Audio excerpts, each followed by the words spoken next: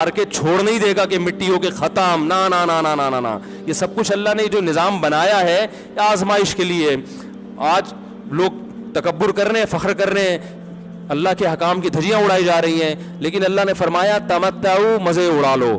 میں نے بتایا نا لبرل لوگ زیادہ مزے اڑاتے ہیں، بارش میں بغیر کپڑوں کے انجوائے کرتے ہیں. مولانا لوگ تو بیچارے تھوڑا کپڑوں کا خیال کر لیتے ہیں نا. تو اللہ فرماتے ہیں تمتعوا، بہت مزے اڑاؤ، شرابیں بھی پیو، زنا بھی کرو، حرام دوستی. جو شادی کی بات کرے اس پر تو بولو ہر وقت شادی شادی کرتا رہتا ہے ممبر پہ بیٹھ کے، لیکن زنا کرتے رہو بیٹھ کے، لڑکیوں سے حرام دوستیاں لگاتے رہو، یتیموں کا مال کھاتے رہو، بڑا بھائی چھوٹے بھائی کو وراثت نہ دے، انٹرنیٹ پر پوری پوری رات ننگی فلمیں دیکھتے رہو بیٹھ کے، لڑکیوں سے اسکائپ پہ ویڈیو چیٹنگ کرتے رہو. اللہ فرماتے ہیں تمتعوا، مزے اڑاؤ جتنے اڑا سکتے ہو. ان مصیرکم الی النار، آنا آگ کی طرف ہے، کیونکہ میں رب ہوں، میری سزا پھر میرے حساب سے ہوگی، تمہارے حساب سے نہیں ہوگی. وہ سزا مؤخر اس لیے کی ہے کہ بہت بڑی ہے، چھوٹی موٹی ہوتی تو اسی وقت 2 تھپڑ لگا کے چھوڑ دیتا.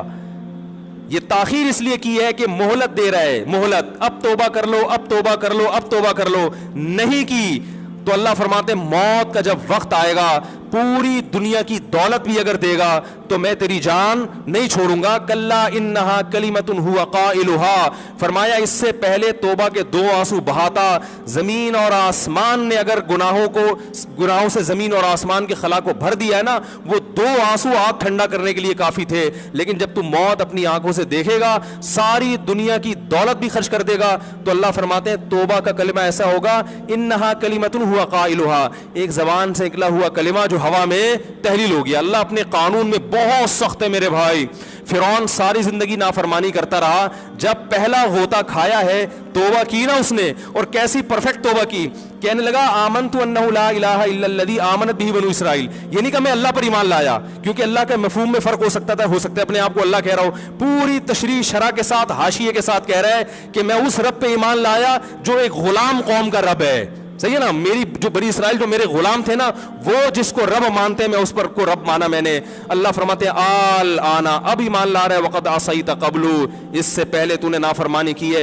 ایسا عبرت کا نشان بناؤں گا. فالیوم ننجیک ببدنک لتکون لمن خلفک آیا، تو مر جائے گا تیری باڈی سلامت رہے گی، آنے والے لوگ قیامت تک تیری باڈی کو دیکھ کر عبرت حاصل کرتے رہیں گے کہ یہ ہے جس نے زمین پر ایسی حکومت کی کہ اس کی حکومت کے کھوٹے زمین پہ گڑ گئے. آج کیسا عبرت کا نشان بنا ہوا ہے، کیسا پڑا ہوا ہے، مسالے لگا لگا کے تو اس کو محفوظ رکھا جا رہا ہے. اور اللہ فرماتے ہیں یہ تو اس کی باڈی ہے جو تمہیں نظر آ رہی ہے، اس پر گزر کیا رہی ہے ہم تمہیں بتاتے ہیں. النار، آگ ہے، یعرضون علیہا غدوا وعشیا، جس آگ پر صبح اور شام اس کو جلایا جاتا ہے. وَيَوْمَ تَقُومُ السَّاعَةُ، اور جب قیامت قائم ہوگی، أَدْخِلُوا آلَ فِرْعَوْنَ أَشَدَّ الْعَذَابِ، اللہ فرمائیں گے کہ ہم حکم دیں گے فرشتوں کو کہ فرعون کو اس سے سخت عذاب میں ڈال دو.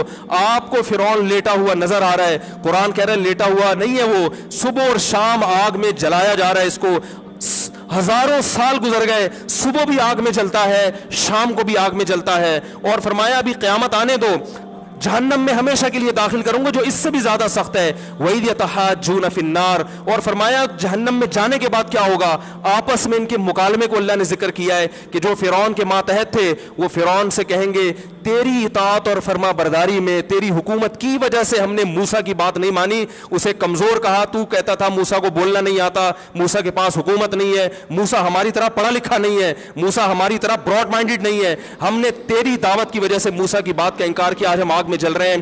فَهَلْ أَنْتُمْ مُغْنُونَ عَنَّا نَصِيبًا مِّنَ النَّارِ، کیا ایک دن کے لیے تو ہم سے آگ کو دور کر سکتے ہو. تو وہ کہے گا کہ میں خود اس جہنم کی آگ میں جل رہا ہوں، میں تم سے آگ کو دور نہیں کر سکتا. اللہ فرماتے ہیں سب مل کے جہنم کے داروغ کے پاس جائیں گے. وقال الذین فی النار لخزنۃ جہنم ادعوا ربکم، کہ فرشتوں سے کہیں گے تم اللہ سے دعا کرو کہ کچھ عذاب میں تخفیف ہو جائے، کچھ مہلت مل جائے.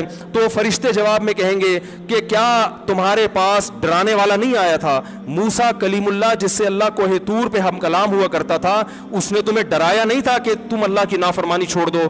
کہیں گے قالوا بلا، وہ کہیں گے ضرور. اللہ فرمائیں گے پھر اعلان ہوگا فادعوا وما دعاء الکافرین الا فی ضلال، فرشتے کہیں گے اللہ نے ہم پر پابندی لگائی ہے تمہاری سفارش کرنے پر، تم خود اللہ کو پکارو. اللہ فرماتے آج ان کی پکار بیکار جائے گی، کوئی اسے سننے والا نہیں ہوگا. دیکھو جب تک جسم میں روح ہے، ایک دفعہ انسان توبہ کے آنسو بہا دے،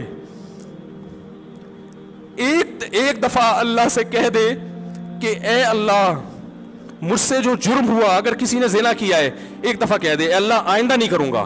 اگر کسی نے شراب پی ہے ایک دفعہ کہہ دے